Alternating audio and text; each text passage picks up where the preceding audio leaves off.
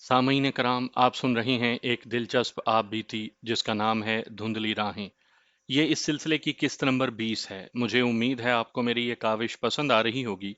आपने अगर अभी तक मेरा चैनल कहानी घर सब्सक्राइब नहीं किया तो अभी मेरे चैनल को सब्सक्राइब करके बेल नोटिफिकेशन ऑन कर लीजिए ताकि आने वाली हर नई कहानी की इत्तला बर वक्त आप तक पहुंच सके। तुम पुलिस के आदमी हो, उस शख्स ने कहा। मैंने तुम्हें कहीं देखा है। और तुम हिंदू नहीं, मुसलमान या ईसाई हो। उसने दौड़कर कमरे का दरवाजा बंद कर दिया और अंदर से जंजीर चढ़ा दी। अपने साथियों से कहने लगा, दोस्तों, राम स्वरूप और हरचरण सिंह की फांसी का बदला ले लो। इस गद्दार को खत्म करो और कोठड़ी का फर्श खोद कर लाश दबा दो। उस कमरे की एक भी खिड़की नहीं थी, दो रोशनदान थे, उनसे रोशनी आ रही थी। पकड़ लो इसे, उस आदमी ने कहा। अतीक ने बड़ी तेजी से थैले में से रिवॉल्वर निकाल लिया।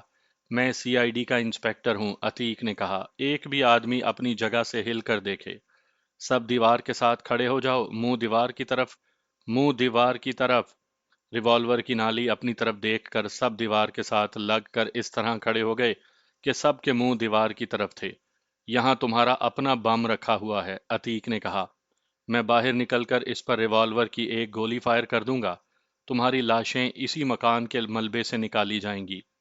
जरा ठहरो इंस्पेक्टर साहब, उसी जवां साल आदमी ने जिसने अतीक को पहचान लिया था पीछे मुड़कर कहा।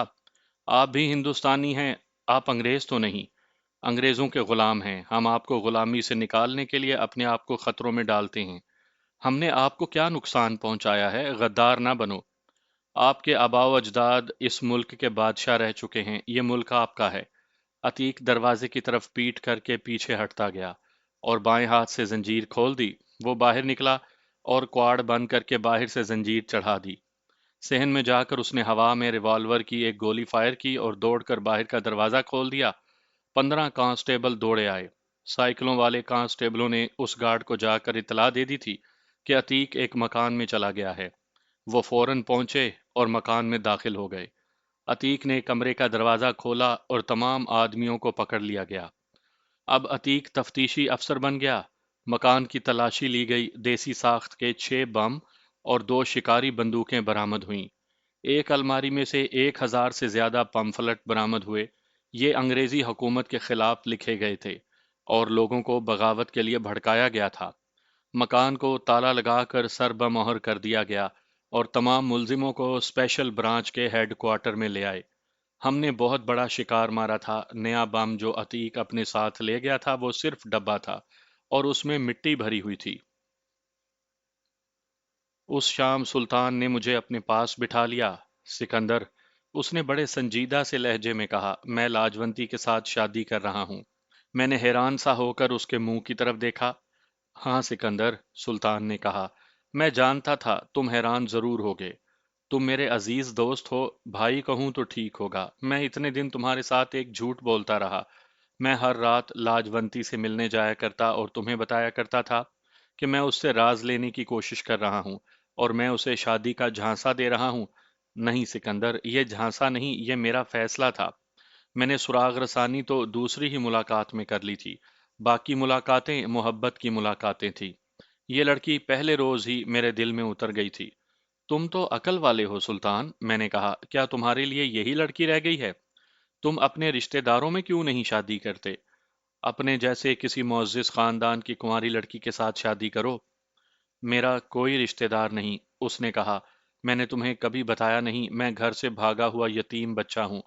तुम्हारी तरह मैं भी माँ बाप का अकेला बेटा था। मैं 12 साल का था जब मेरे वालिद साहब फोत हो गए और 6-7 महीनों बाद मेरी वालदा भी फोत हो गई। मुझे अपने मामू ने पाला। उसने मुझे 10 जमातें तो पढ़ा दी, लेकिन मेरी सारी जायदाद, मेरा मकान, बमाए सामान अपने कब्जे में ले लिया।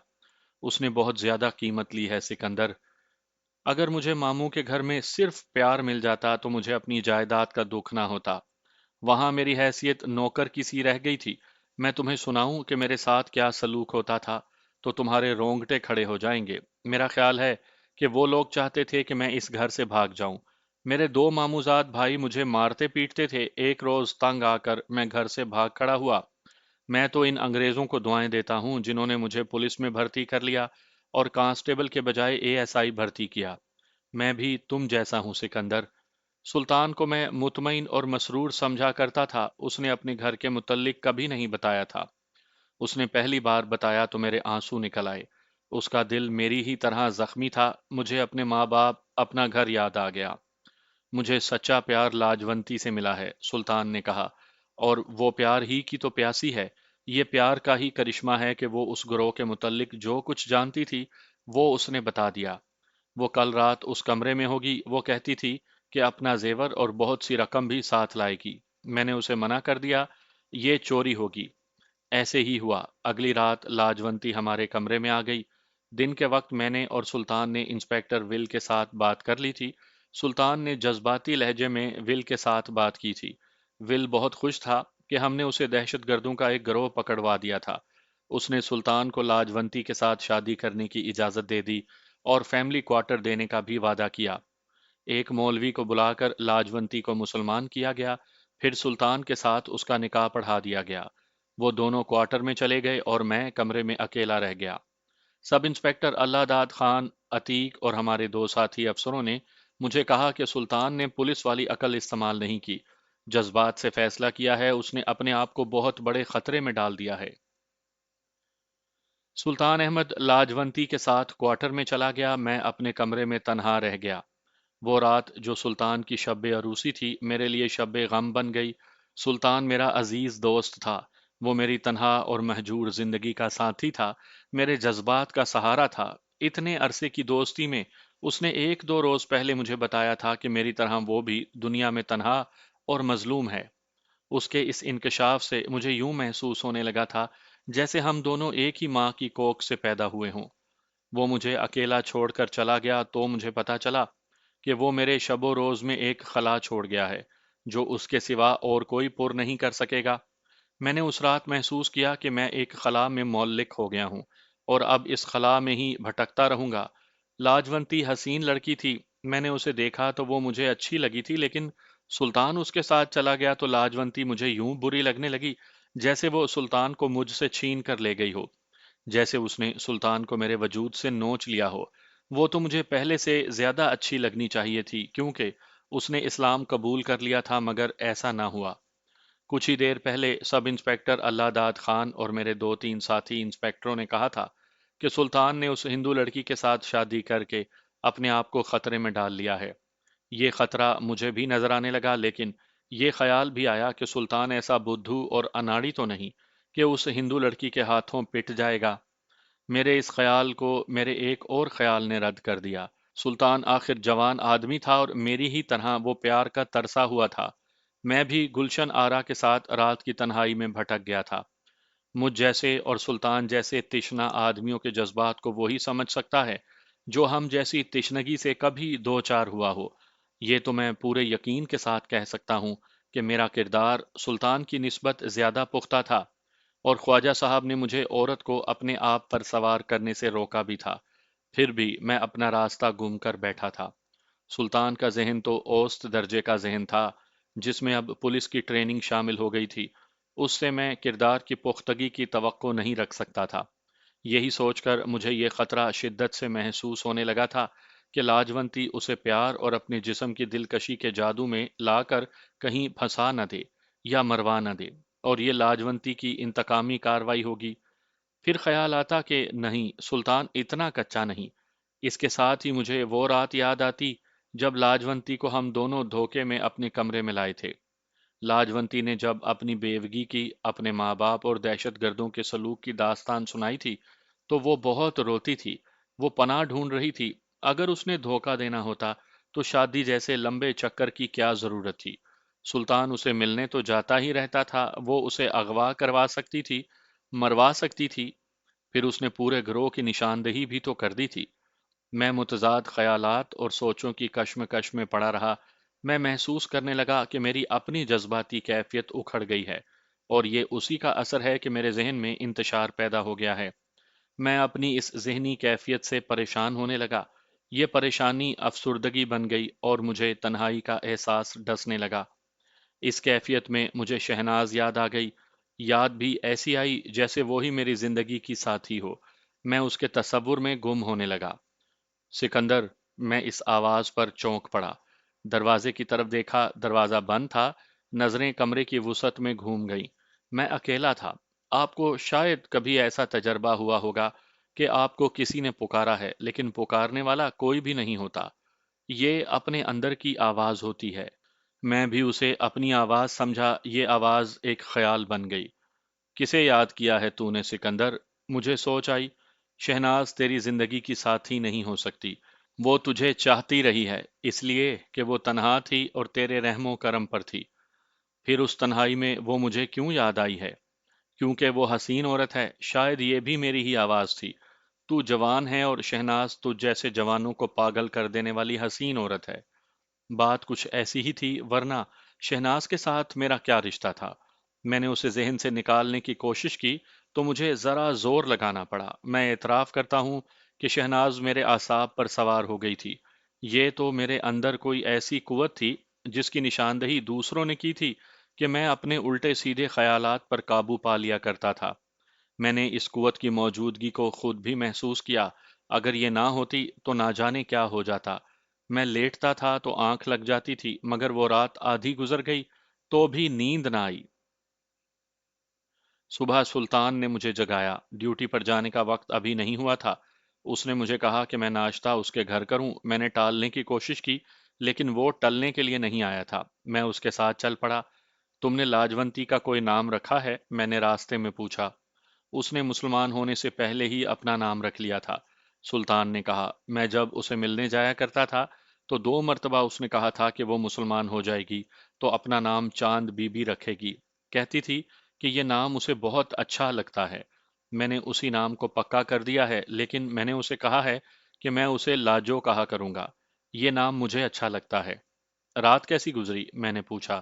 یہ تو بڑی جذباتی لڑکی ہے سکندر، سلطان نے کہا۔ بات بات پر اس کے آنسو نکل آتے تھے۔ ایک بار تو ایسی روئی کہ میں پریشان ہو گیا۔ پھر ہاتھ جوڑ کر مجھے کہنے لگی کہ میں ایک دن کے لیے اس کا رونا برداشت کر لوں۔ کہتی تھی کہ یہ خوشی اور اطمینان کا رونا ہے۔ وہ یہ بھی کہتی تھی کہ وہ ایسے محسوس کر رہی ہے جیسے بڑے ظالم قید خانے سے رہا ہوئی ہو۔ پھر وہ ہندوؤں کو اور پنڈتوں کو برا بھلا کہتی رہی۔ سلطان کا کوارٹر دور نہیں تھا۔ اس نے بات لمبی شروع کر دی تھی۔ راستے میں وہ رک گیا اور پوری بات سنائی۔ اس نے بتایا کہ ایک بار تو لاجو نے سلطان کے پاؤں میں سر رکھ دیا۔ مجھے جان سے مار ڈالنا۔ لاجو نے سلطان کے پاؤں پر سر رکھ کر کہا، مگر دھوکہ نہ دینا۔ بے وقوف لڑکی، سلطان نے اس کا سر اٹھا کر جذباتی لہجے میں کہا، دھوکہ کیوں دوں گا؟ میں تمہیں دکھا دوں گا کہ ہندو اور مسلمان میں کیا فرق ہے۔ تم پر جو بھی وہم سوار ہے وہ اتار پھینکو۔ یہ وہم نہیں سلطان، لاجو نے کہا۔ میں ایک ناپاک عورت ہوں۔ تم نے مجھے اسلام میں لا کر پاک تو کر دیا ہے، لیکن میں یہ تو بھول نہیں سکتی کہ 3 4 آدمیوں نے مجھے بلا اجرت طوائف بنا لیا تھا۔ خدا کے لیے بھول جاؤ کہ آج رات تک کیا ہوا تھا، سلطان نے کہا۔ اگر میں نے تمہارے ساتھ شادی کر کے نیکی کی ہے تو میری نیکی برباد نہ کرو، اور اگر تم نے میری محبت کی خاطر اسلام قبول کیا ہے تو اپنی محبت کو مجروح نہ کرو۔ وہ دونوں رات بھر جاگتے رہے۔ ذرا سی دیر کے لیے سلطان کی آنکھ لگ گئی۔ لاجو نے اسے جھنجھوڑ کر جگا دیا۔ سلطان گھبرا کر اٹھ بیٹھا۔ سلطان، لاجو نے اس سے پوچھا، میں خواب تو نہیں دیکھ رہی؟ کیا تم سو گئی تھی؟ سلطان نے پوچھا۔ نہیں، لاجو نے جواب دیا، نیند نہیں آئی۔ سوگی تو خواب آئیں گے نا، سلطان نے جھنجھلاتے ہوئے لہجے میں کہا۔ جاگتے میں کیسے خواب دیکھو گی؟ نہیں سلطان، لاجو نے معصوم سے بچوں کی طرح کہا۔ ایسے لگتا ہے جیسے یہ بڑا سہانا خواب ہے۔ میں اتنی خوش قسمت تو نہیں ہو سکتی۔ لاجو، سلطان نے کہا، خوش قسمتی کا ماتم نہ کیا کرو۔ اب تم مسلمان ہو، ہمارا خدا پتھر کا بنا ہوا نہیں۔ تم ہمارے خدا کو چھو نہیں سکو گی، اسے محسوس کرو گی۔ سلطان مجھے رات کی رودات سنا رہا تھا اور میں پولیس والوں کی طرح اس کا ایک ایک لفظ اس طرح سن رہا تھا کہ لاجو کے کون سے الفاظ پر شبہ کیا جا سکتا ہے۔ سلطان کی اتنی لمبی بات سے میں یہی سمجھ سکا کہ لاجو جس پناہ کے خواب دیکھتی تھی وہ اسے مل گئی ہے اور وہ دھوکہ بھی نہیں دے گی۔ پھر بھی سلطان، میں نے اسے کہا، ہوشیار رہنا، ہر وقت خامن ہی نہ بنے رہنا۔ کبھی کبھی لاجو کے ساتھ باتیں کرتے اسپیشل برانچ کے سب انسپیکٹر بھی بن جایا کرنا۔ مجھے انگریزوں کی بادشاہی کا غم نہیں یار، مجھے تمہارا غم ہے۔ یہ بھی نہ بھولنا کہ تم نے ایک ہندو لڑکی کو مسلمان کر لیا ہے۔ ہندو اس کے جواب میں کچھ نہ کچھ کریں گے۔ وہ تمہیں نہیں تو لاجو کو ہی نقصان پہنچانے کی کوشش کریں گے۔ وہ اسے اغوا کر سکتے ہیں، اسے ساتھ لے کر کہیں سیر سپاٹے کے لیے نہ نکل جانا۔ اللہ کو جو منظور ہوگا، سلطان نے کہا۔ میں نے لاجو کو اللہ کے نام پر مسلمان کیا ہے، اللہ اپنے نام کی لاج تو ضرور رکھے گا۔ جانے دو ان باتوں کو سکندر، میں احتیاط کروں گا۔ تم اب یوں کرو کہ کھانا میرے گھر کھایا کرو، تمہارا ناشتہ اور دونوں وقت کا کھانا میرے گھر ہوا کرے گا۔ میں نے اس کی یہ پیشکش قبول نہ کی۔ اس کی ازدواجی زندگی میں مخل ہونا مجھے اچھا نہیں لگتا تھا۔ اس نے بہت اصرار کیا، بہت ضد کی، لیکن میں نہ مانا۔ اس کے گھر گیا تو لاجو نے بھی یہی ضد کی، میں نے اس کی بھی ضد قبول نہ کی۔ لاجو، میں نے اسے مذاق کے رنگ میں کہا، اس سلطان کی کون سی خوبی تمہیں اچھی لگی ہے کہ اس کے پیچھے تم نے اپنا مذہب ہی چھوڑ دیا؟ میں نے تو اس میں ایسی کوئی بات نہیں دیکھی۔ میرا خیال تھا کہ لاجو مذاق کا جواب مذاق سے دے گی، اور اگر اس نے کوئی جواب نہ دیا تو ہنس پڑے گی یا مسکرا دے گی یا شرما جائے گی، لیکن اس کے کھلے ہوئے چہرے پر سنجیدگی آ گئی۔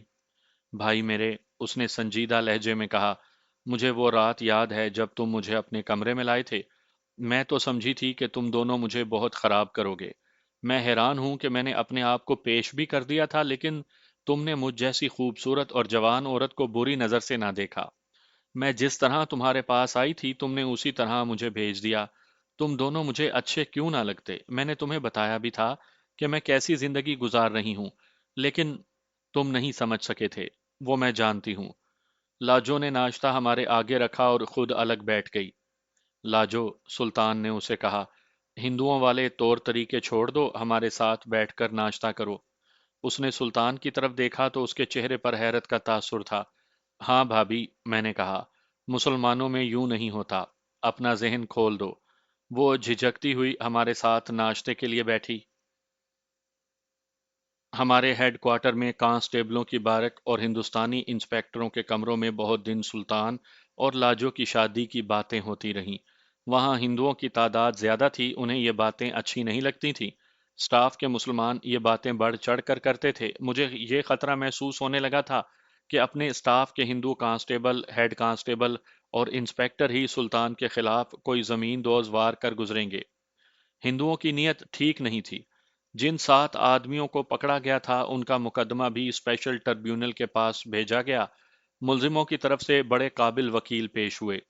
انہوں نے قانون کے حوالے دے دے کر ثابت کرنے کی کوشش کی کہ ملزموں کی گرفتاری غیر قانونی ہے اور مکان کی تلاشی قانون کے مطابق نہیں ہوئی، لیکن ٹربیونل نے ایک نہ سنی اور 20-22 روز کی روز بروز سماعت کے بعد تمام ملزموں کو مختلف دفعات میں 10-10 سال سزائے قید دے دی۔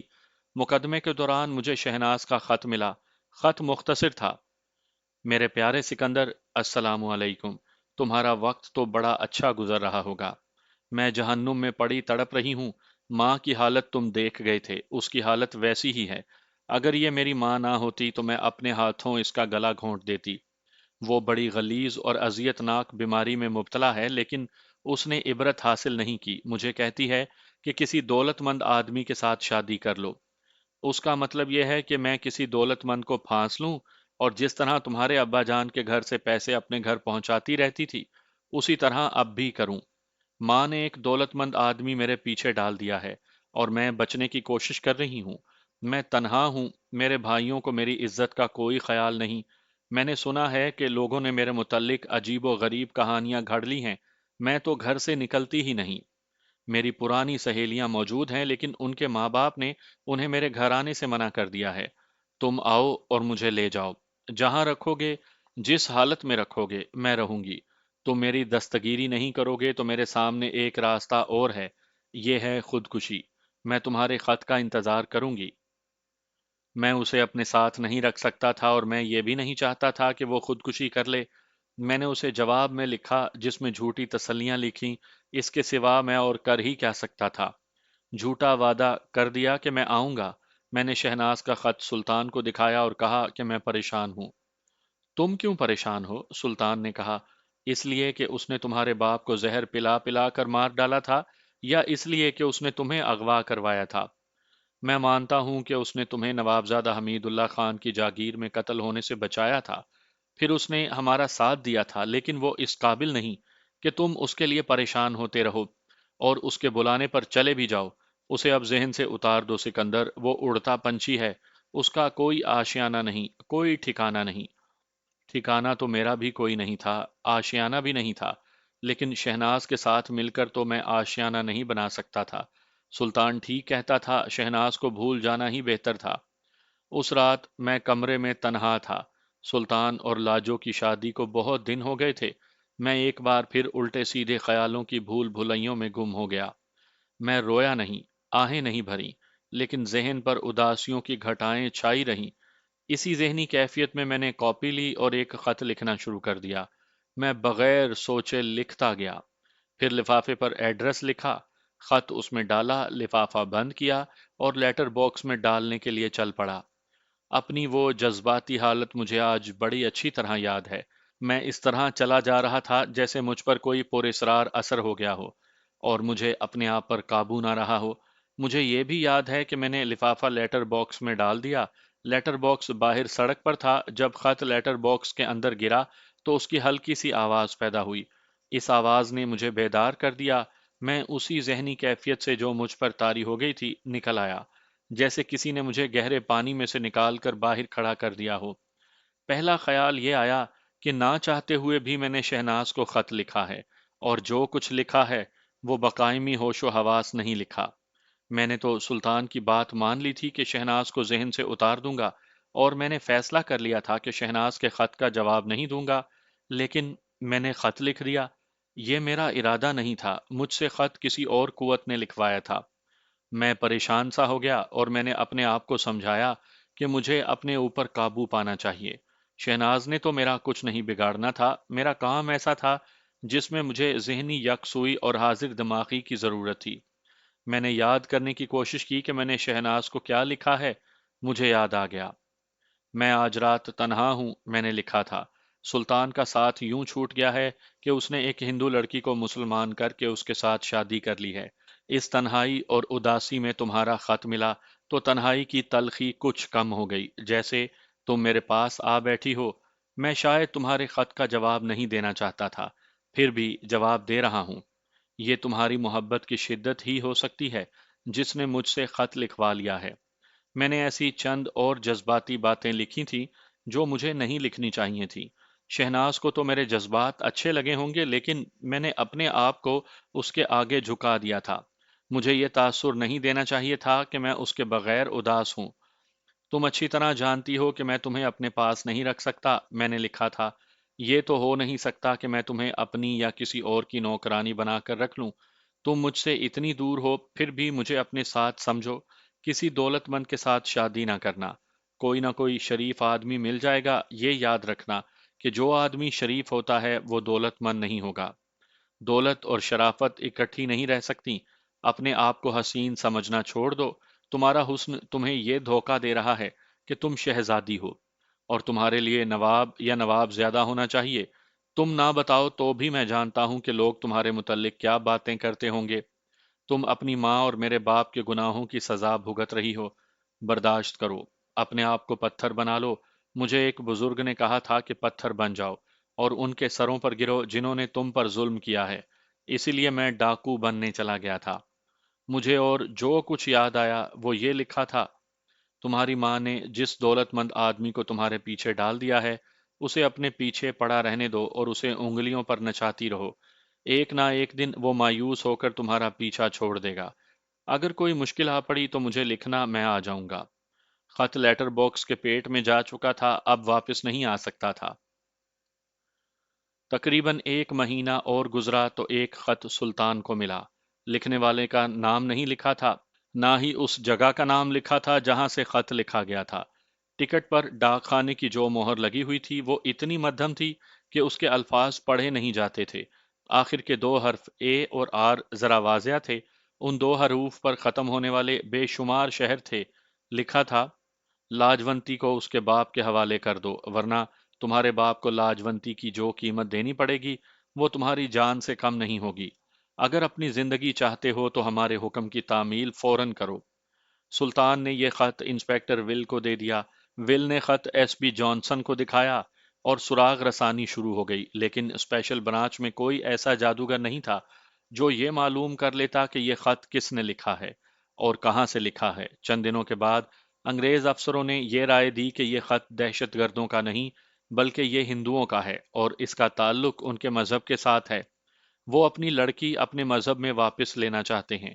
یہ اس دور کا واقعہ ہے جب انگریزوں کے پنجے ہندوستان میں بڑے گہرے اترے ہوئے تھے۔ انگریز اپنی بادشاہی کے خلاف کوئی بات برداشت نہیں کیا کرتے تھے۔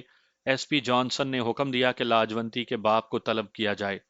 1 گھنٹے کے اندر ایک ہندو اس طرح برآمدے میں داخل ہوا جیسے اس کے کندھوں پر اتنا بوجھ رکھا ہوا ہو جو اس کی ہمت سے باہر ہو۔ اس نے ہندوؤں کا روایتی لباس پہن رکھا تھا، سر پر کپڑے کی کشتی نما ٹوپی، کرتا اور دھوتی جس کا ایک پلو ٹانگوں میں سے آگے سے گزار کر پیچھے کمر کے ساتھ اڑسا ہوا تھا۔ انسپیکٹر ول اسے تفتیش والے کمرے میں لے گیا۔ 2 گھنٹوں کے بعد وہ اس کمرے سے نکلا۔ اس پر تشدد نہیں کیا گیا تھا لیکن اس کی حالت یہ ہو گئی تھی کہ سر ڈول رہا تھا۔ وہ پہلے سے زیادہ جھک گیا تھا اور وہ چلتا اس طرح تھا کہ قدم رکھتا کہیں اور پڑتا کہیں اور تھا۔ اس کے پیچھے انسپیکٹر ول مسکراتا ہوا کمرے سے نکلا۔ لاجونتی کے باپ کو پابند کرنے کے لیے ایک اور کمرے میں بٹھا دیا گیا۔ اس نے چند ایک نام بتائے تھے، ان سب کو طلب کرنا تھا۔ ہندوستان میں آج یوں ہوتا ہے کہ کوئی مسلمان یا عیسائی لڑکی ہندو ہو جائے تو کسی کو کانوں کان خبر نہیں ہوتی۔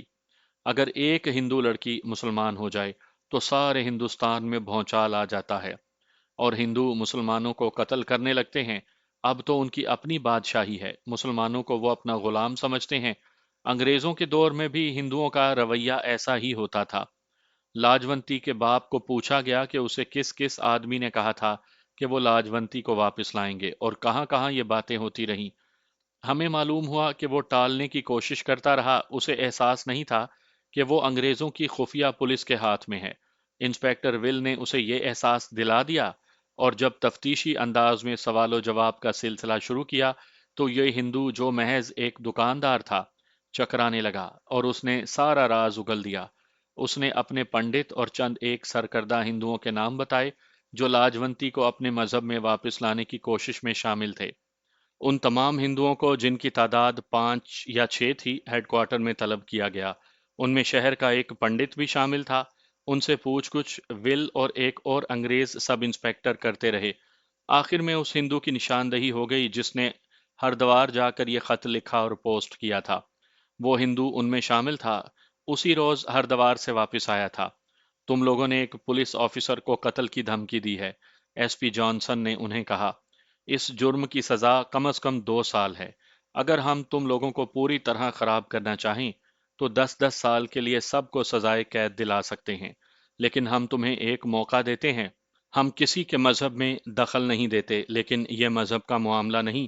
جس لڑکی کو تم لوگ اپنے مذہب میں واپس لانا چاہتے ہو اس کی حفاظت حکومت کر رہی ہے کیونکہ اس نے دہشت گردوں کا ایک گروہ پکڑوایا ہے۔ اگر تم لوگ اس لڑکی کے ساتھ یا اس کے خامند سب انسپیکٹر سلطان احمد کے ساتھ کوئی بدماشی کرو گے تو ہم تمہیں دہشت گرد قرار دے کر سزائے موت بھی دلا سکتے ہیں۔ ابھی ہم آپ سے نیک چلنے کی ضمانت لیں گے، آپ اس کی تحریر دیں گے، ذرا سی بھی گڑبڑ ہوئی تو تم سب کو گرفتار کر لیں گے۔ ان سے نیک چلنی کی ضمانت لے لی گئی اور انہیں چھوڑ دیا گیا۔ ایس پی نے سلطان احمد کو بلایا اور اسے کہا کہ وہ احتیاط کرے اور ان لوگوں سے چوکن نہ رہے۔ تم شاید ہندو ذہنیت کو پوری طرح نہیں سمجھتے، ایس پی نے سلطان احمد سے کہا۔ انہوں نے ہمارے آگے ہاتھ جوڑے تھے اور پورا یقین دلایا تھا کہ وہ کوئی بدماشی نہیں کریں گے، لیکن ہم ان پر کبھی بھی یقین نہیں کریں گے۔ یہ ہندو لوگ پیٹھ پر یا زمین کے نیچے سے وار کیا کرتے ہیں۔ ہندو اگر تمہارا گہرا دوست ہو تو بھی اس پر بھروسہ نہ کرو۔ سلطان اب بھی دلیری کی باتیں کرتا تھا لیکن مجھے اس کے متعلق فکر پیدا ہو گیا تھا۔ ان 2 3 مہینوں میں مجھے بہت حد تک یقین ہو گیا تھا کہ لاجو مکمل طور پر وفادار ہے۔ کچھ دن اور گزرے تو شہناز کا ایک اور خط آ گیا۔ خط مختصر تھا۔ خدا کے لیے جلدی پہنچو، شہناز نے لکھا تھا۔ میرے دونوں بھائی گرفتار ہو گئے ہیں۔ اگر وہ کسی اور جرم میں پکڑے جاتے تو مجھے ذرا سا بھی دکھ اور غم نہ ہوتا اور میں تمہیں اتنی دور سے نہ بلاتی۔ تم یہ سن کر حیران ہوگے کہ وہ میری عزت پر مر مٹے ہیں۔ انہوں نے مجھے اس دولت مند آدمی سے بچایا ہے جسے میری ماں نے میرے پیچھے ڈالا تھا۔ میں خود حیران ہوں کہ میرے بھائی اچانک غیرت مند کس طرح ہو گئے۔ بات بڑی لمبی ہے، میں لکھ نہیں سکتی۔ ایک تو میرے بھائی گرفتار ہو گئے ہیں، دوسرے یہ کہ تھانے دار میرے پیچھے پڑ گیا ہے اور میں اس سے بچنے کی کوشش کر رہی ہوں۔ یہ خط پڑھ کر مجھے یوں لگا جیسے ایک شعلہ بھڑک کر مجھے جلا گیا ہو۔ میں نے کبھی کوئی قدم سوچے بغیر نہیں اٹھایا تھا، لیکن شہناز کے خط نے میری یہ حالت کر دی کہ نہ میں نے خود سوچا نہ سلطان سے مشورہ لیا۔ خط اٹھائے انسپیکٹر ول کے دفتر میں جا پہنچا۔ صاحب بہادر، میں نے اسے کہا، میں ایک خط پڑھ کر آپ کو سنانا چاہتا ہوں۔ کس کا خط ہے؟ شہناز کا، صاحب بہادر، میں نے جواب دیا۔ وہ کسی مصیبت میں پھنس گئی ہے اور اس نے مجھے بلایا ہے۔ اس نے کیا لکھا ہے؟ میں نے اسے خط پڑھ کر سنایا۔ صاحب بہادر، میں نے کہا، میں نے آپ کو شہناز کے متعلق تمام ضروری باتیں بتا دی تھیں، لیکن ایک بات شاید پوری طرح نہیں بتا سکا تھا۔ اس کی ماں اسے روپیہ پیسہ کمانے کا ذریعہ بنانا چاہتی ہے اور شہناز اس کی بات مان نہیں رہی۔ ماں نے کسی آدمی کو اس کے پیچھے ڈالا ہوا ہے۔ اس سے پہلے میں نے آپ کو سنایا تھا کہ ماں نے شہناز کو دلی کے ایک سیٹ کے ہاتھ بیچ ڈالا تھا۔ ہاں، وہ مجھے یاد ہے، انسپیکٹر ول نے کہا۔ تم اسے وہاں سے نکال کر لے آئے تھے۔ شہناز نے ساری بات نہیں لکھی صاحب بہادر، میں نے کہا۔ معلوم ہوتا ہے کہ جس آدمی کو اس کی ماں نے اس کے پیچھے ڈالا ہے، اس نے شہناز کو زبردستی اٹھانے کی یا بے آبرو کرنے کی کوشش کی ہوگی، اور شہناز کے بھائیوں نے اسے مارا پیٹا ہوگا۔ ہو سکتا ہے اسے قتل ہی کر دیا ہو۔ مجھے پریشانی اس بات کی ہے کہ تھانے دار شہناز کو پریشان کر رہا ہے۔ یہ تو آپ جانتے ہیں کہ وہ کتنی دل کا شہرت ہے۔ صاحب بہادر، یہ بھی سوچیں کہ شہناز نے اپنے آپ کو رشوت کے طور پر پیش کر دیا تو تھانے دار انصاف نہیں ہونے دے گا، اور اگر شہناز نے تھانے دار کو مایوس کیا تو اس کے بھائیوں کو اس سے کہیں زیادہ سزا ہو جائے گی جو اس جرم میں لکھی ہے۔ تم کیا چاہتے ہو؟ میں وہاں جانا چاہتا ہوں صاحب بہادر، میں نے کہا۔ آپ مجھے چھٹی دیں، وہاں شہناز کی دیکھ بھال کرنے والا کوئی نہیں۔ یہ تو آپ کبھی نہیں بھولیں گے کہ شہناز نے حکومت برطانیہ کے لیے کتنا بڑا کام کیا ہے۔ ہمیں اس کی مدد کرنی چاہیے۔ ہم اس کی مدد کریں گے، انسپیکٹر ول نے کہا اور سوچ میں پڑ گیا۔ کچھ دیر کے بعد کہنے لگا، تم آج ہی 10 دن کی چھٹی پر چلے جاؤ، علاقہ تھانے دار سے ملو اور دیکھو کہ کیس کی صحیح پوزیشن کیا ہے۔ سکندر، میں ایک بات صاف طور پر کہہ دیتا ہوں کہ شہناز کے بھائیوں نے کسی کو اگر قتل کر دیا ہے تو ان کی کوئی مدد نہیں ہو سکے گی۔ اگر یہ کیس لڑائی جھگڑے کا ہے اور شہناز کے بھائیوں کے ساتھ بے انصافی ہو رہی ہے، تو متعلقہ تھانے دار کو بتانا کہ تم اسپیشل برانچ کے سب انسپیکٹر ہو اور یہ کیس اور اس کی تفتیش دیکھنے کے لیے آئے ہو۔ اسے یہ بھی بتانا کہ شہناز تاج برطانیہ کی طرف سے انعام یافتہ ہے۔ اگر اس کے بھائیوں کا جرم معمولی ہے تو شہناز کی خدمات کے پیش نظر انہیں بذریعہ راضی نامہ چھوڑ دیا جائے۔ یہ بھی خیال رکھنا، سکندر، قانونی کارروائیوں میں دخل اندازی نہ کرنا۔ مجھے صرف چھٹی کی اور کسی انگریز افسر کی اجازت کی ضرورت تھی کہ میں اس کیس کو دیکھ سکوں۔ اس سے آگے جو کچھ کرنا تھا وہ میں نے خود ہی کرنا تھا۔ میں نے بڑی تیزی سے چھٹی کے کاغذات تیار کروائے اور سلطان کو بتا کر شام کی گاڑی سے روانہ ہو گیا۔ بڑے لمبے سفر کے بعد میں جب شہناز کے گھر میں داخل ہوا تو وہ برآمدے میں بیٹھی رو رہی تھی۔ قریب ہی چارپائی پر اس کا باپ حسب معمول لیٹا ہوا تھا، یوں معلوم ہوتا تھا جیسے وہ مر چکا ہو۔ شہناز نے مجھے آنکھیں پھاڑ کر دیکھا، جیسے اسے توقع نہیں تھی کہ میں آؤں گا۔ وہ اٹھی اور میرے گلے لگ گئی۔ وہ تو بلک بلک کر رو رہی تھی۔ میں اسے بار بار کہتا تھا کہ پہلے یہ بتاؤ کہ ہوا کیا ہے، لیکن اس کے بازوؤں کا گھیرا میرے گرد اس طرح تنگ ہوتا جا رہا تھا جیسے ماں کو بچھڑا ہوا بچہ خلاف توقع مل گیا ہو۔ جب اس کا رکا ہوا غبار آنسوؤں کے راستے نکل گیا تو وہ میرے لیے کھانا تیار کرنے باورچی خانے میں چلی گئی۔ میں وہیں اس کے پاس جا بیٹھا۔ اس نے کھانا تیار کرتے کرتے جو واقعہ سنایا وہ اس طرح تھا۔ وہ ہمارے شہر کا ہی ایک آدمی تھا، میں اسے جانتا تھا۔ ایک تو اس کی شہر میں خاصی جائیداد تھی اور شہر سے تھوڑی ہی دور اس کی بڑی زرخیز زمینیں تھیں۔ اچھا خاصا مالدار آدمی تھا، ویسے تو تیز ترار اور چلتا پرزا قسم کا آدمی تھا، لیکن اس پر بدماشی کا شبہ نہیں کیا جا سکتا تھا۔ اس کے دو بیٹے جوان تھے، بڑا بیٹا میرا ہم عمر تھا۔ اس سے آپ اندازہ کر سکتے ہیں کہ اس آدمی کی عمر کیا ہوگی۔ اس کی بیوی کچھ عرصہ پہلے مر گئی تھی۔ شہناز تو پہلے بھی اسی شہر کی رہنے والی تھی، لیکن اس آدمی کو جس کا نام ملک سرفراز خان تھا، جیسے شہناز کی موجودگی کا علم ہی نہیں تھا۔ اب اس عمر میں وہ اچانک شہناز کے پیچھے پڑ گیا تو یہ شہناز کی ماں کی کوششوں کا نتیجہ تھا۔ شہناز کی ماں انسان نہیں، اندر باہر سے شیطان تھی۔ وہ تو پھوڑے پھنسیوں کی ماری ہوئی بستر پر لاش کی طرح پڑی رہتی تھی، لیکن اس کا دماغ شیطانیت سے باز نہیں آتا تھا۔ اس حالت میں بھی اس نے مالدار آدمی کو پھانس لیا۔ شہناز نے مجھے بتایا کہ اس کی ماں نے ملک سرفراز کو کسی اور بہانے گھر بلایا۔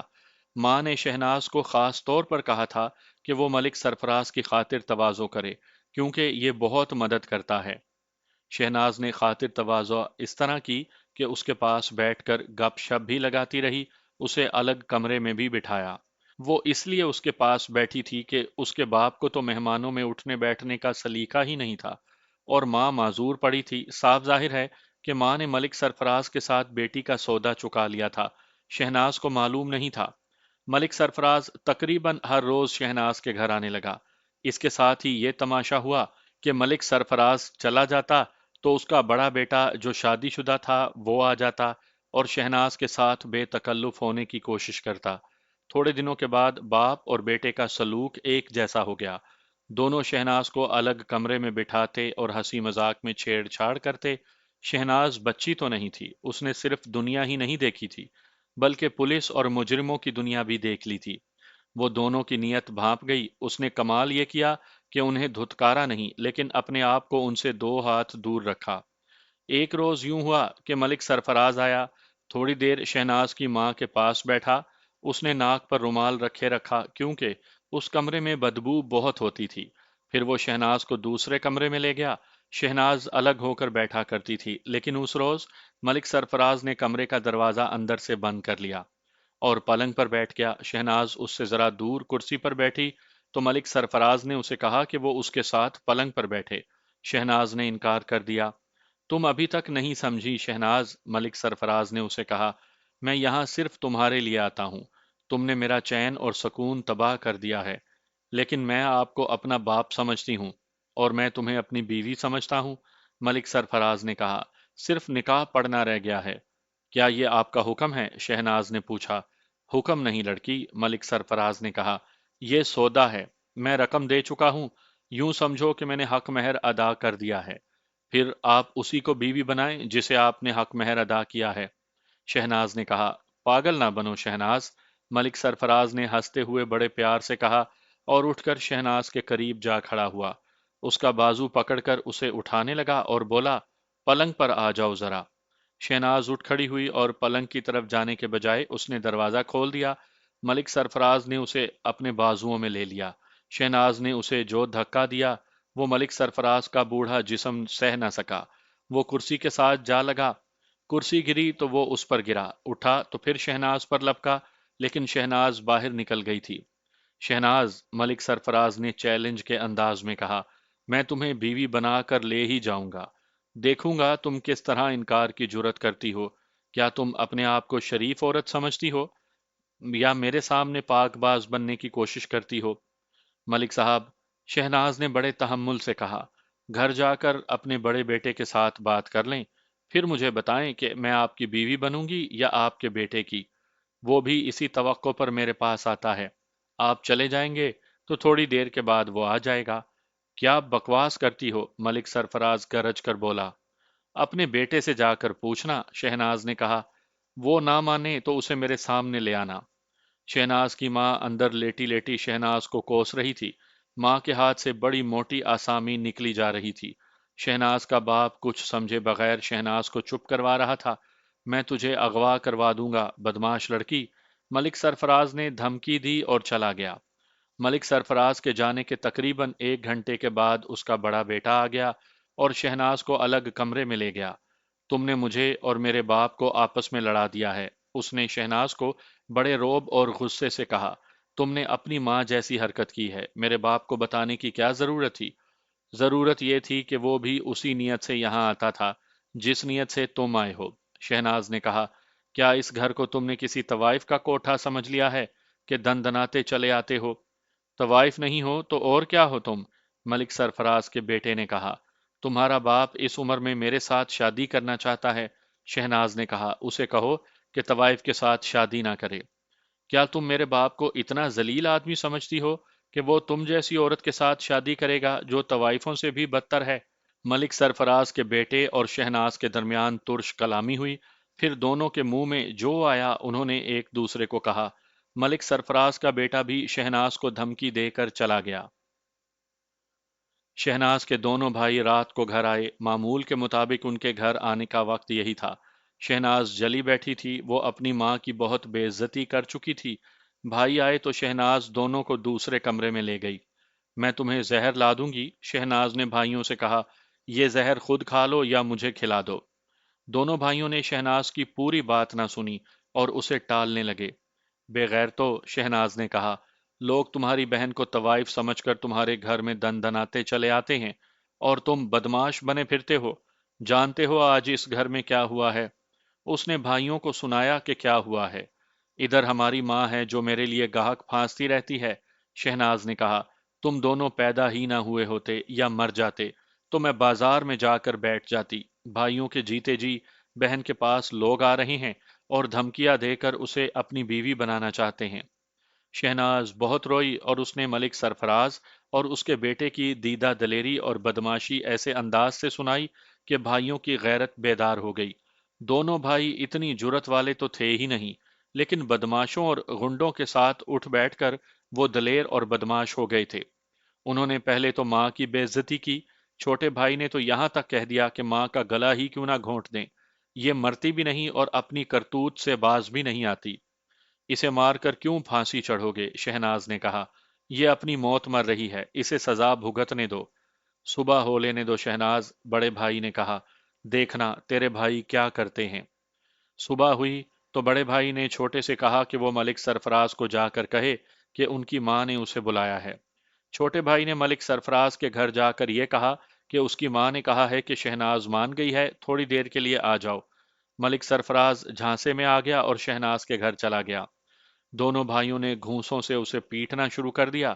وہ گرا تو اسے ٹھڈ مار مار کر ادھموا کر دیا۔ پھر اسے مارتے پیٹتے باہر گلی میں لے گئے اور وہاں بھی خوب پٹائی کی۔